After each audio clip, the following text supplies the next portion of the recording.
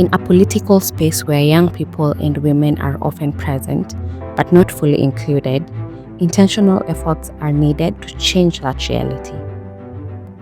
Under the WYDE-political parties project, supported by the European Union, KEPHRA is working to strengthen inclusive participation of women and youth in democratic processes.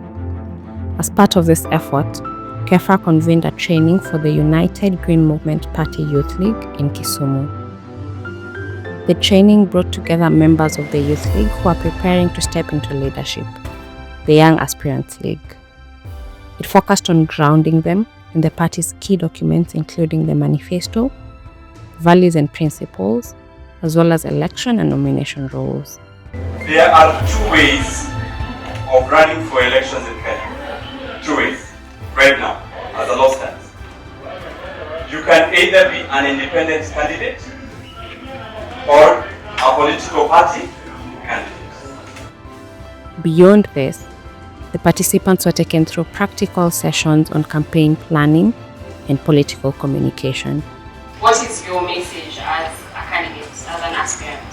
If you're telling people too many things and they see that you don't really have an agenda, you might be a good leader, but there's nothing for them to buy. These are essential tools, especially for young leaders navigating political spaces for the first time.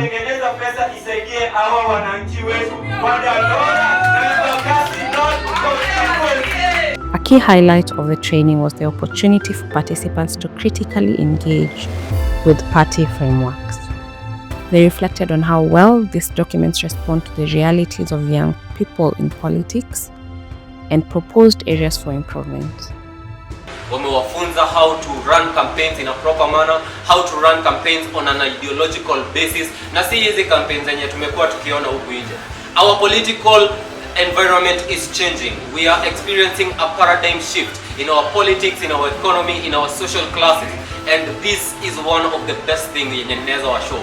Tumeshinda tukisema to elect leaders wenye wako na sense, leaders wenye wanajua kenye wanafanya. For many, this was more than a training. It was a space to be heard.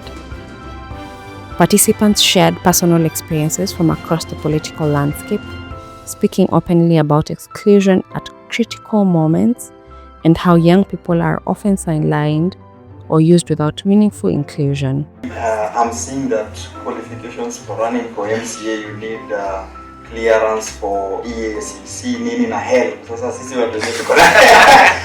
You need to understand the national languages of the country. That's English and Kiswahili. Must be a Kenyan citizen.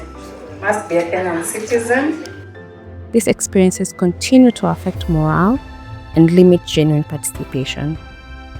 Yet, there was also a strong sense of possibility. The young leaders emphasized the role of political parties in nurturing emerging leaders and the importance of creating fair, transparent, and inclusive pathways into leadership. The thing that will make us deliver on that promise is upholding our party values. Our value system, we must be people who are running values-driven politics. This training marks a step towards building a more informed, confident, and included generation of political actors ready to participate not just as supporters, but as leaders.